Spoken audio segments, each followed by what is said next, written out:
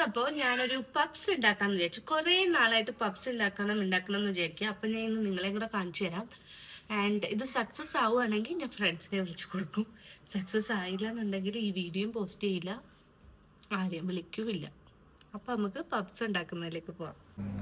ആദ്യം നമ്മൾ എണ്ണ ചൂടാക്കിയിട്ട് ഈ സവോള ഉണ്ടല്ലോ, ഈ സവോളയാണ് ഇടുന്നത്. ഇപ്പം ഇതിന് മുന്നേ കടുക് എനിക്ക് അത്ര ഇഷ്ടമില്ല, പക്ഷെ പപ്സിൽ ഞാൻ ഇതൊരു കടുക് കണ്ടിട്ടില്ല. ഞാൻ നോക്കിയ വീഡിയോസിലൊന്നും കടുകില്ല, നോക്കാം. പിന്നെ നമ്മൾ എപ്പോഴും കണ്ടിട്ടുണ്ടല്ലോ സവോള വയലാൻ വേണ്ടിയിട്ട് നമ്മൾ എന്താ സോൾട്ട് ഇടണമെന്ന്. അപ്പം നമുക്ക് കുറച്ച് സോൾട്ടും കൂടി ഇടാം.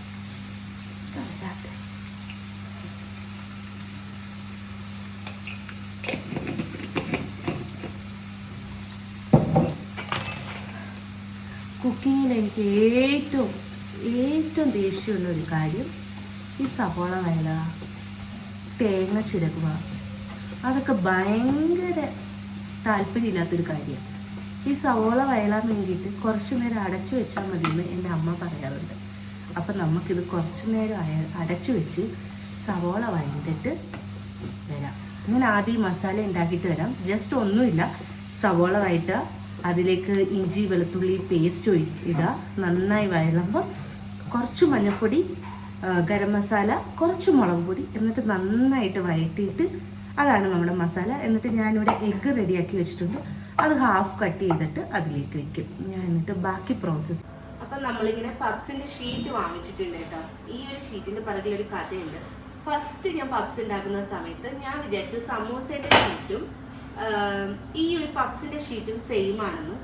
അതിൻ്റെ ഒരു എന്താ പറയുക, നോളജിൻ്റെ പുറത്ത്, പക്ഷെ റോങ് നോളജ് ആയിരുന്നു. ഞാൻ പപ്സിൻ്റെ സമൂസൻ്റെ ഷീറ്റ് അതുപോലെ ചിന്തിച്ചില്ല എന്നുള്ളത്. അതൊരു സ്ക്വയറിലല്ലേ പപ്സ് വരിക, പക്ഷെ ഞാനിത് നീളത്തിലെ സമൂസയുടെ ഷേപ്പ് വാങ്ങി അതിൽ ചെയ്തു. എന്നിട്ടെന്താ, ടേസ്റ്റൊക്കെ വന്നു, പക്ഷെ അതിൻ്റെ രണ്ടറ്റവും കൂട്ടിമുട്ടിക്ക് പെട്ട ഒരു പാട്. അപ്പൊ നമ്മൾ ആദ്യം മസാല വെച്ചു, ദെൻ എഗ്ഗ് വെച്ചു, പിന്നെ ഇതിന്റെ രണ്ടറ്റം, ഈ ഒരു രണ്ടറ്റം ഇല്ലേ നമ്മളിങ്ങനെ 4 സൈഡിൽ നിന്ന് ഒട്ടിക്കുന്നത്, അത് ആ സമോസയുടെ ഷീറ്റിൽ നമുക്ക് പറ്റില്ല. സോ ആരെങ്കിലും ഇതിപ്പം എന്നെ പോലെ അറിയാത്തവരുണ്ടെന്നുണ്ടെങ്കിൽ ഈ ഒരു സ്ക്വയർ ഷീറ്റ് തന്നെ പപ്സിന് വാങ്ങണം. എന്നാലേ നമ്മളിങ്ങനെ ഒട്ടിക്കുമ്പോൾ സാറ്റിസ്ഫൈഡ് ആയിട്ട് ഇങ്ങനെ ഒട്ടി എല്ലാ എഡ്ജസും വരുള്ളൂ. ഞാൻ നോക്കിയ വീഡിയോസിലൊക്കെ വാട്ടർ തേക്കണം എന്ന് പറയുന്നുണ്ട്, പക്ഷേ ഇതിലിപ്പോൾ ഞാനിപ്പോൾ ഫ്രിഡ്ജിൽ വെച്ചിട്ട് എടുത്തത് കൊണ്ടാണോ എന്നറിയില്ല, ഓൾറെഡി വാട്ടറി ആണ്. പക്ഷെ എല്ലാവരും പറഞ്ഞ സ്ഥിതിക്ക് കുറച്ച് വാട്ടർ തേക്കും. ഇനി ഇത് വെക്കുന്നതിന് മുന്നേ നമ്മൾ ഇതിൻ്റെ മുകളിൽ എഗ്ഗിൻ്റെ മിക്സ് ചെയ്ത് വെച്ചിട്ടുണ്ടല്ലോ, അതും കൂടെ തേക്കണം. നമ്മുടെ ആദ്യത്തെ പപ്സിൻ്റെ ഇത് റെഡി ആയിട്ടുണ്ട്. ഈ ഒരു സാറ്റിസ്ഫാക്ഷൻ ഉണ്ടല്ലോ, അത് അടിപൊളിയാണ്.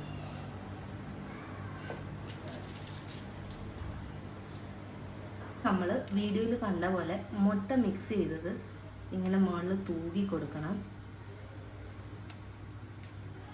ഇതെന്തിനാന്ന് വെച്ച് കഴിഞ്ഞാൽ ആ മുരിഞ്ഞ് വരാൻ വേണ്ടിയിട്ടാണ്.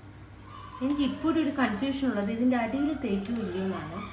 അറിയാവുന്ന ആരെങ്കിലും ഉണ്ടെങ്കിൽ, ഞാൻ കണ്ട വീഡിയോസിലൊന്നും ഇതിൻ്റെ അടിഭാഗത്ത് തേക്കുന്നില്ല, അറിയാവുന്ന ആരെങ്കിലും ഉണ്ടെങ്കിൽ എനിക്കൊന്ന് കമൻറ്റ് ചെയ്യണേ. അപ്പോൾ നമ്മൾ 180 ഡിഗ്രി സെൽഷ്യസിൽ പ്രീ ഹീറ്റ് ചെയ്ത് വെച്ചിട്ടുണ്ട് നമ്മുടെ ഓവൻ. അതിലേക്ക് ഇത് നമുക്ക് വെക്കാം.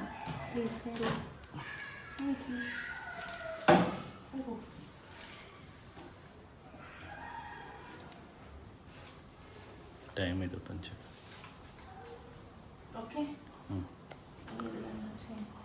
ടൈം 25 കറക്ക്, ടൈം കറക്ക്. ഇനി നമുക്ക് ടൈം സെറ്റ് ചെയ്യാം. ഒരു 20 മിനിറ്റ് ആണ് വെക്കേണ്ടത്. 25. Then start.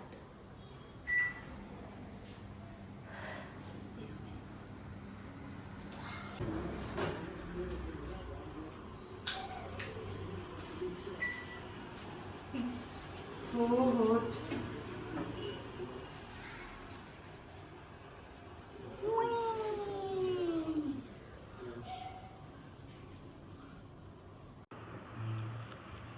എങ്ങനെയുണ്ട് പപ്സ്?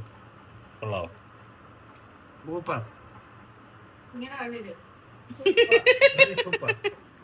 അപ്പൊ നമ്മുടെ പപ്സ് ഇവിടെ റെഡി ആയിട്ടുണ്ട്. എൻ്റെ തനു ബേബിക്ക് കഴിക്കാൻ പറ്റില്ല. 1 വർഷം കഴിഞ്ഞ് കഴിക്കാൻ പറ്റുമായിരിക്കും. അപ്പോൾ ടേസ്റ്റ് ചെയ്തിട്ട് എല്ലാവരും ടേസ്റ്റ് ചെയ്തിട്ട് എങ്ങനെ ഉണ്ടാച്ചാ? വെരി സൂപ്പർ, അടിപൊളി. അപ്പൊ നമ്മളിനി ഫ്രണ്ട്സ് വരും, ഫ്രണ്ട്സിന്റെ അടുത്ത് അഭിപ്രായം ചോദിച്ചിട്ട് പറയാം. എങ്ങനെയുണ്ടെന്ന് പറ. കൊള്ളാമോ? കൊള്ളത്തില്ലെങ്കിൽ കൊള്ളത്തില്ല എന്ന് പറയണ ചിരി കാണുമ്പോളേ. എങ്ങനെയുണ്ട്? അത് ഓൾറെഡി വെരി സൂപ്പർ എന്നൊക്കെ പറഞ്ഞു.